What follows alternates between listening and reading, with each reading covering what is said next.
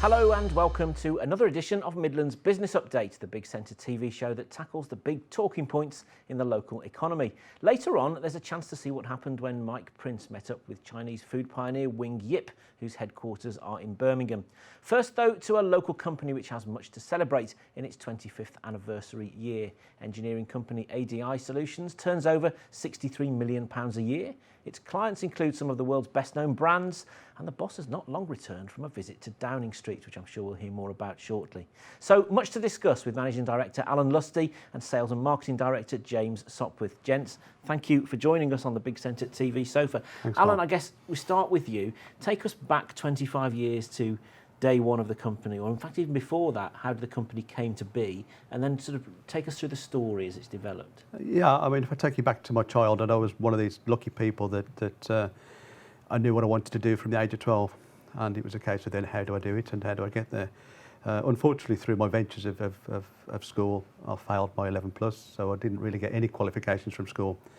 But because I knew what I wanted to do, then I was still going to go and get it, and headed to be an apprentice. So I took it probably the hard way. Instead of getting good qualifications, I went the wrong way or the harder way into being an apprentice.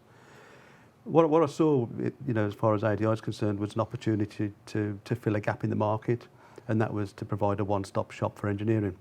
But no company could provide that from day one. So our business block, or our blocks for building a business, is based on let's add a new discipline to the business every 12 to 18 months. So where did you start then at day one? Where were you based? We started at Melchett Road in Kings Norton. In fact, we started at my house in Cofton Hackett. So that was just a one-bedroom that was used for about 2 or 3 months with our first employee. We quickly moved into the Kings Norton, and we've been resident on Kings Norton for the whole of that time, really, and just gone up in size in buildings. And you now employ, what, over 400 people? And tell us what the company is today then. It's 450 people.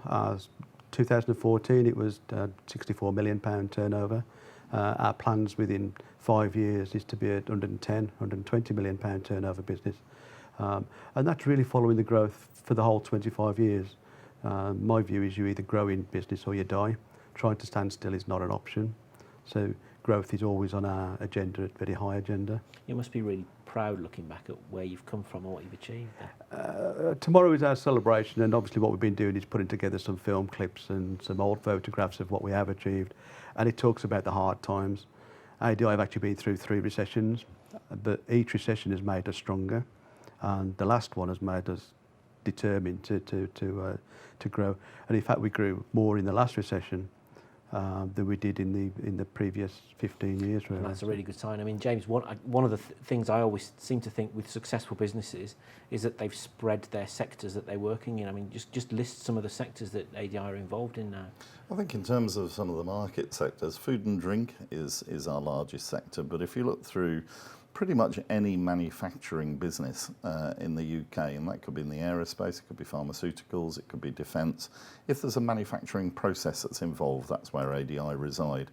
And as Alan said earlier, a one-stop shop is really what we were trying to achieve. So the business started as an electrical installation company, and then it's progressively grown, and currently we've got around about 22 divisions with 22 specialist services within the group. And that allows us to diversify. And as Alan said, in the last 10 years, we've quadrupled in size, and that was through the recession, and that was both from a turnover and a people point of view. And a lot of that is through a lot of hard work, but we're obviously not naive.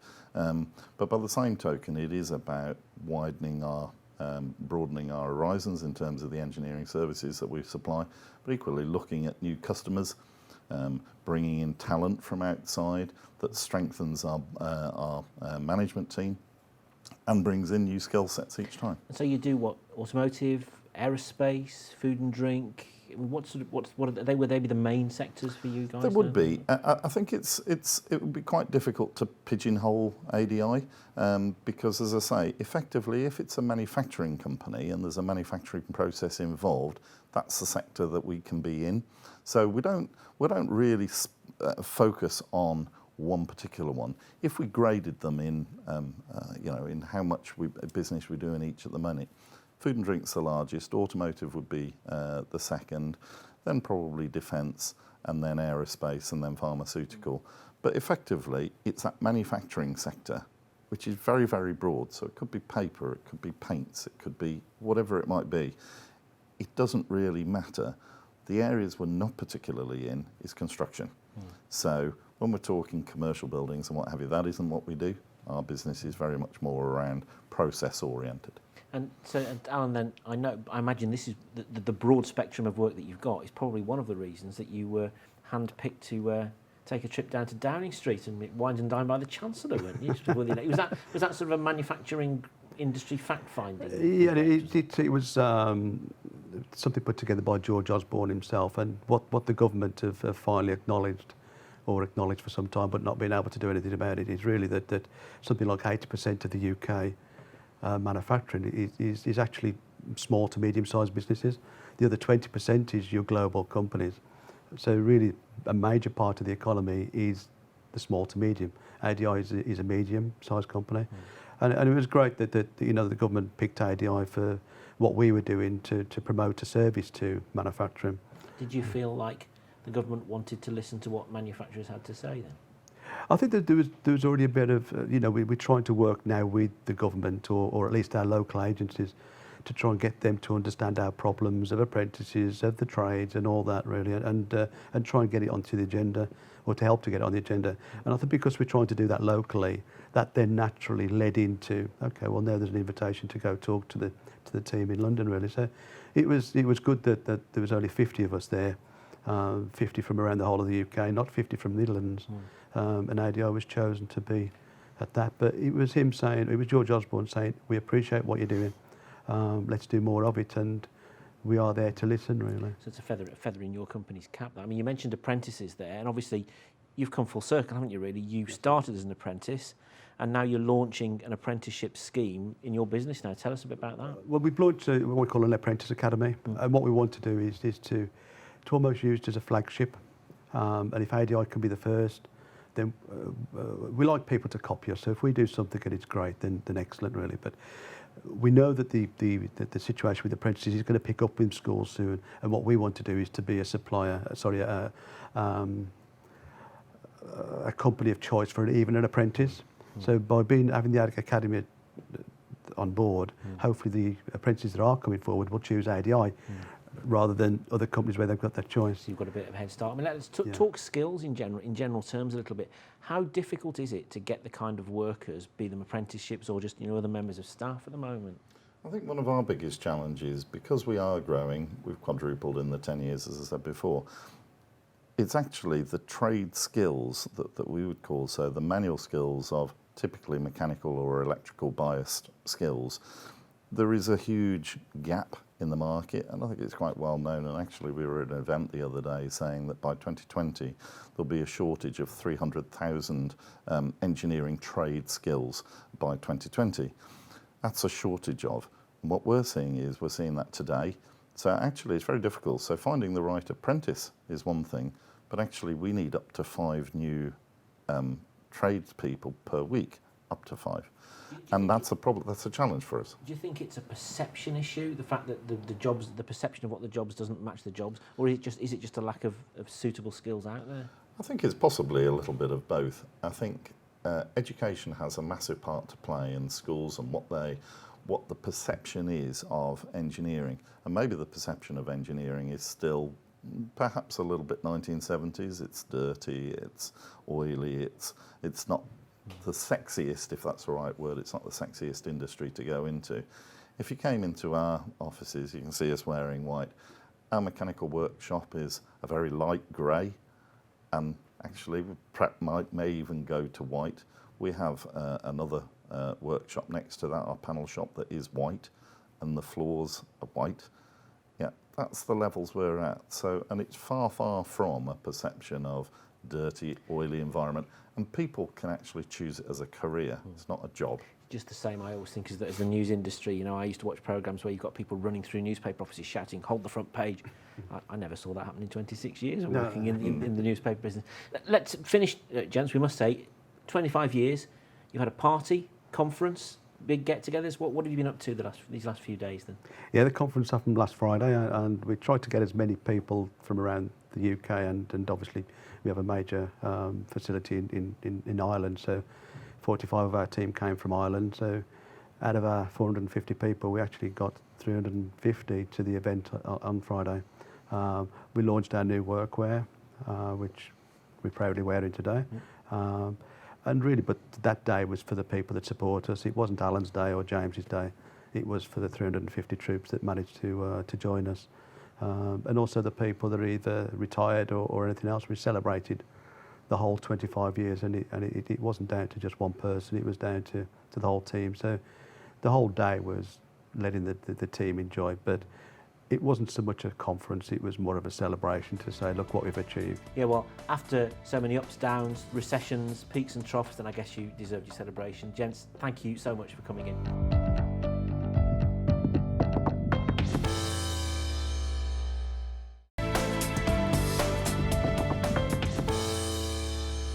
Welcome back. Well, ADI were talking about the importance of food in the West Midlands economy, and that's never been more true for our second profile tonight.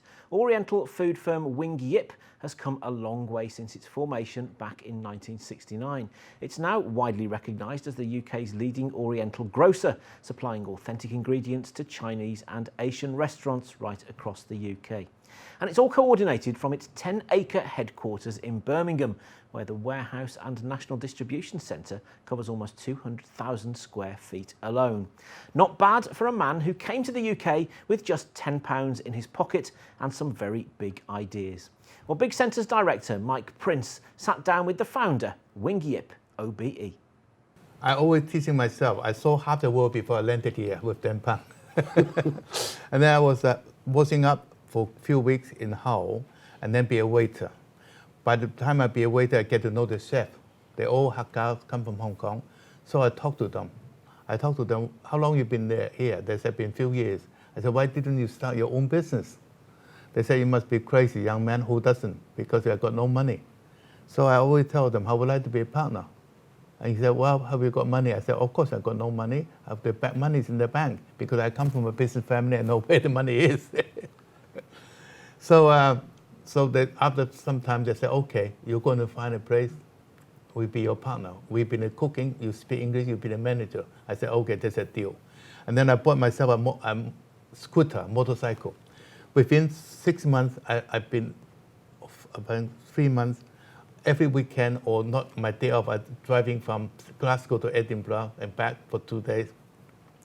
So after 6 months, I almost been any town in UK, in England and Scotland, over 150,000 people. I want to have a feel. That's an amazing trip. I have a feel. And then I found a place in Hull, in Clacton-on-Sea. By the Clacton-on-Sea, there's a Butlins holiday camp there.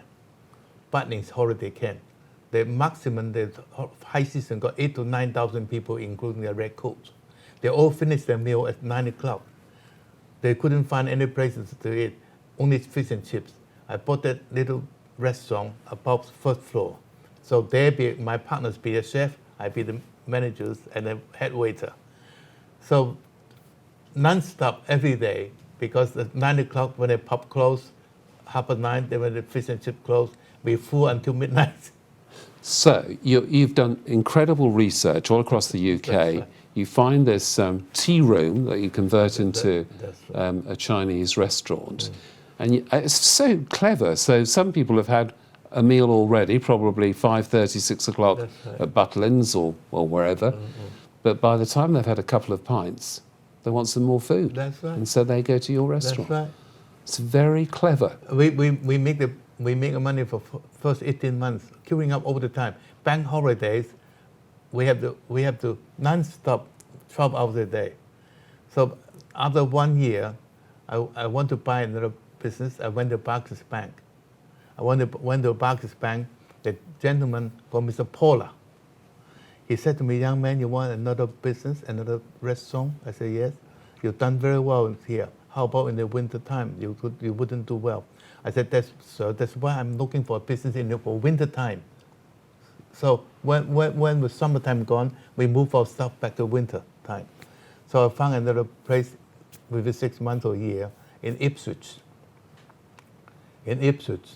But in those days, Cold War, a lot of Ipswich have a lot of American base, Bayswater, Woodbridge, all this. Hundreds and hundreds of soldiers, American soldiers.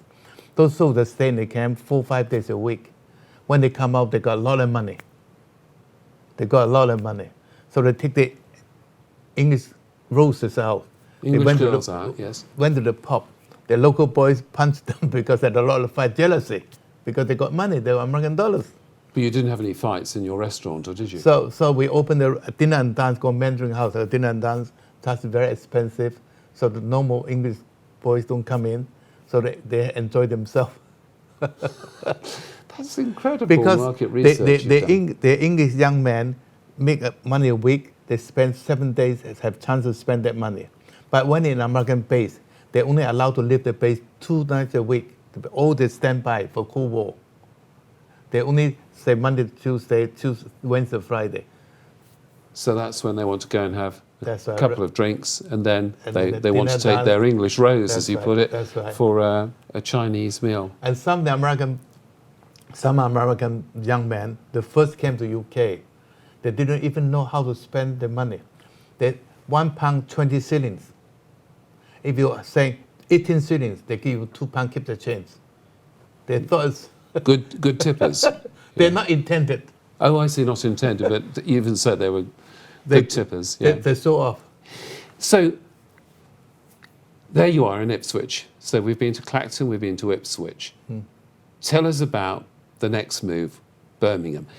I have read that you looked at an old book about the That's Industrial Revolution, and That's you right. saw the 3 places that had big populations were Liverpool, Manchester and Birmingham. That's I know right. that you thought that Liverpool was overcrowded, Manchester was expensive, and then you chose Birmingham. That's right. And you came from running restaurants to supplying restaurants, possibly because of those Americans and the odd punch-up. But tell us more about your choice for Birmingham. By the time, 10 years after I had my first restaurant, Clacton-on-Sea, I sent my brothers all over. And then we said to ourselves, we're not cooks, we can't cook. We can't cook.